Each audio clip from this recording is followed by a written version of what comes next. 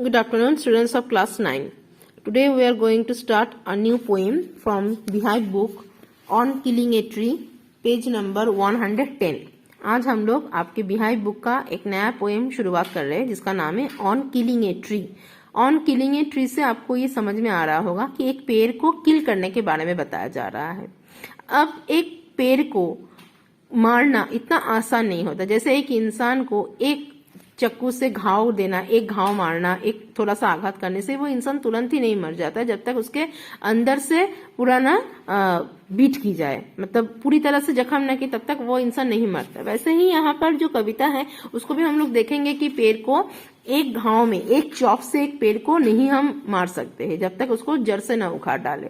तो यहाँ पर क्या आपको लगता है कि एक पेड़ को मारने के साथ कवि ने उसको सहमत किया है? नहीं, यही बोलने की कोशिश की है, दो नजर है कि मारना इतना आसान नहीं है। मारना है तो तुम्हें कोई भी चीज को खत्म करना है तो उसको जड़ से खत्म करना है, लेकिन एक पेड़ को जब तुम खत्म कर रहे हो उसको सेम फीलिंग्स होती है जैसे कि एक इंसान को मारते हुए आपको लगेगा।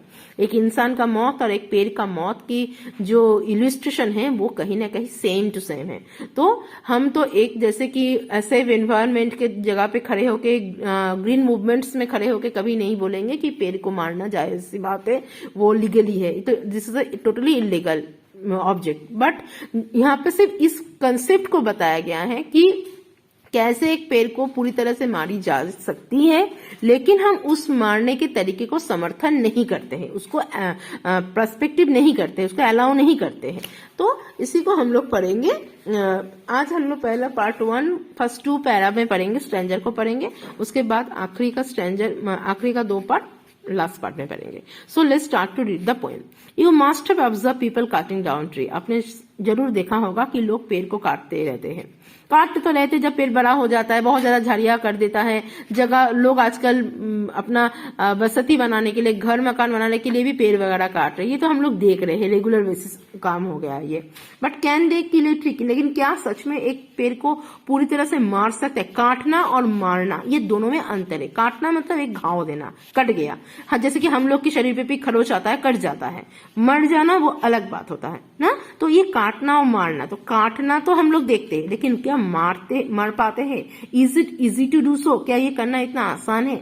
Let's read the poem and find out what the poet says on killing a tree.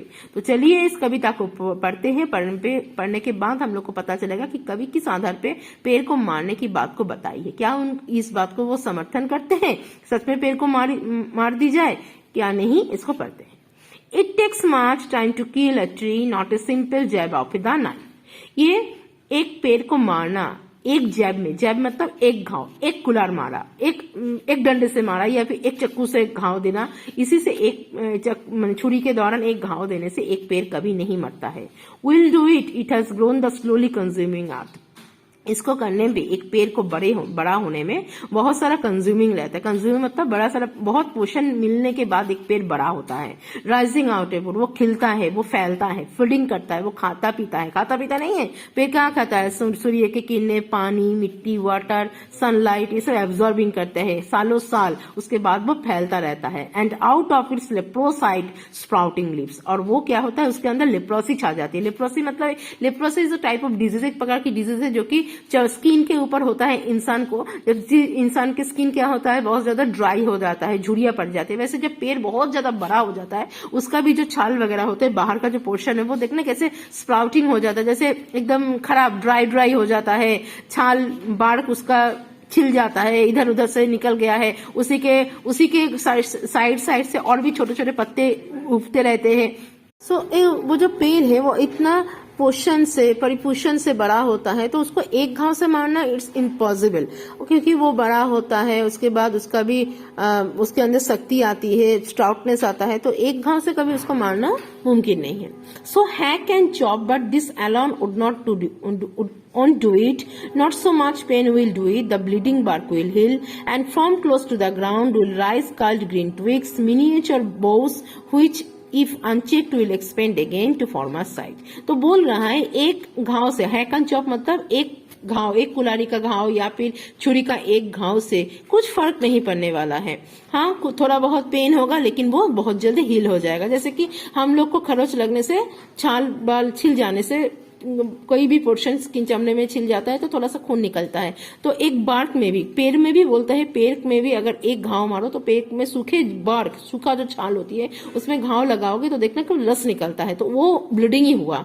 इंसान के शरीर में खून निकलना जैसे ब्लीडिंग है, बार्क, पेड़ में बार्क को घाव, सूखे हुए बड़े बहुत दिनों का जो पेड़ होता है उसको एक घाव लगाने से उसपे भी जो रस निकलता है वो उसका ब्लीडिंग बोली जाती है। तो वो ब्लीडिंग निकलेगा, उसके बाद धीरे धीरे वो हिल हो जाएगा। जैसे हम लोग का घाव भी थोड़ा थोड़ा जो घाव लगता है, चोट वगैरह लगता है, वो धीरे धीरे क्या हो जाता है, मरम हो जाता है, ठीक हो जाती है। तो ये भी ठीक हो जाएगा। And form close to the ground, और फिर वो क्या होगा, फिर मिट्टी से उसका जो छाल, जो मान के चलो एक घाव मारने से जो उसका जो साइड में जो सूखा हुआ जो पोर्शन है वो सब जो मिट्टी में गिरता है उससे फिर नया कुछ उगता रहता है। विल राइज कल गिनते, उससे फिर छोटे छोटे हरे हरे तना वो सब मने पैदा होता है। और क्या होता है, which if unchecked will expand again to former size, जो कि फिर बड़ा होते होते फिर उसी पेड़ के लायक बन जाता है, और वो भी झाड़ियां बन के उस पेड़ के साथ ब्रांच बोल के लीफ, उसके जो पत्तियां है, नए नए पत्तियां उसके साथ बनना शुरू होता है। तो ये कोई मुमकिन इतना नहीं कि एक घाव से ही हम एक पेड़ को पूरी तरह से नास्ते नाबूद कर सकते हैं। तो ये तो पहले 2 स्टैंजर में हमें सिर्फ ये समझ में आ रहा है कि छुरी की एक घाव कभी एक पेड़ को जड़ से खत्म नहीं कर सकता है।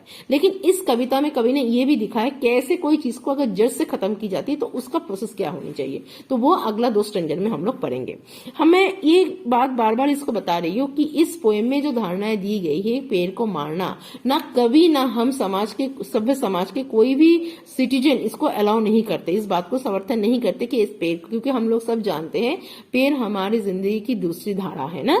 तो जैसे कि हम इंसान की जिंदगी है वैसे एक पेड़ की जिंदगी। तो हम कभी भी इस ग्रीन मूवमेंट की तरफ खड़े होके ग्रीन मूवमेंट को आगे, रेवोल्यूशन को आगे लेके जाते हुए कभी इस बात को समर्थन नहीं कर पाएंगे कि पेड़ को मारना चाहिए। लेकिन मारना और काटने का जो अंतर है, भेद है, वो भेद को सिर्फ इस कविता के दायरे में कवि ने हमारे सामने लाया है।